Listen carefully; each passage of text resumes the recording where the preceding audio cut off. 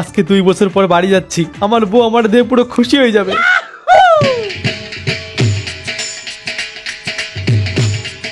শোনা বউ,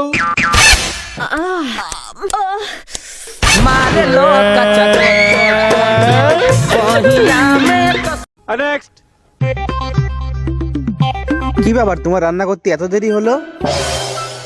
রান্না কি খেলা নাকি? আচ্ছা ছাড়ো, তুমি এদিকে আসো, তোমার জন্য সেই একটা জিনিস আছে। তাই? কি জিনিস দেখি? এই দেখো।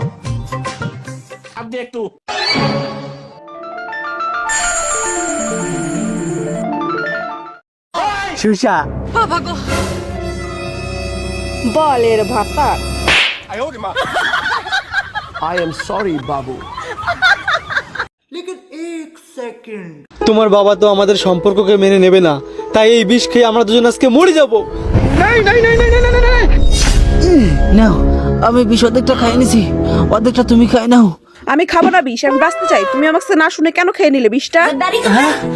তাহলে আমি কি একা একা মরবো? এই বেঁচে দেখতে তো তোমায় আমি কাজে পেলাম না। তাহলে চলো না, শেষবারের মতো অন্তত আমরা এক জায়গা হই। আচ্ছা ঠিক আছে, চলো।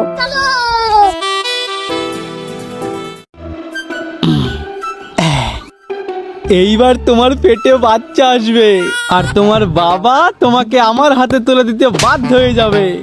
আরে তোমার হাতে কি করে তুলে দেবে? তুমি তো বিষ খাইলা, তুমি তো আর বাঁচে থাকবা না। আরে ওটা বিষ ছিল না, বিষ তো ওইটা যেটা তোর ভিতরে বললাম, ওটা 9 মাস পর বাড়ি হবে। ডাক্তার সাহেব একটু আসতে দিয়েন, যাকে দিচ্ছি সে কিছু বলছেন, আপনি বলছেন কেন? খুব ভালোবাসি তো এজন্য।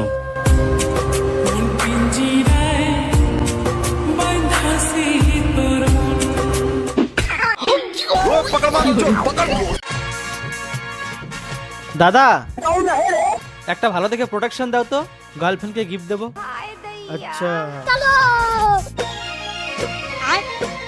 তো বলছি দাদা, এটা কি গিফট কাগজটা কভার করে দেবো? আরে না দাদা, এইটাই তো কভার, গিফট তো আমার কাছে।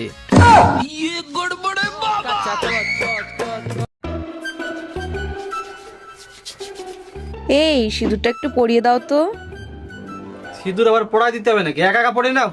আরে স্বামীর হাতে সিঁদুর পরলে সংসারের মঙ্গল হয়। আমার বাড়া হয়।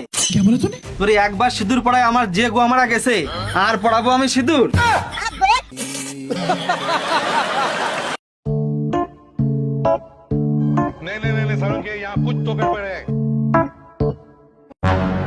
এই, তুমি জাঙ্গিয়াটা কাটতেছো কিসের জন্য?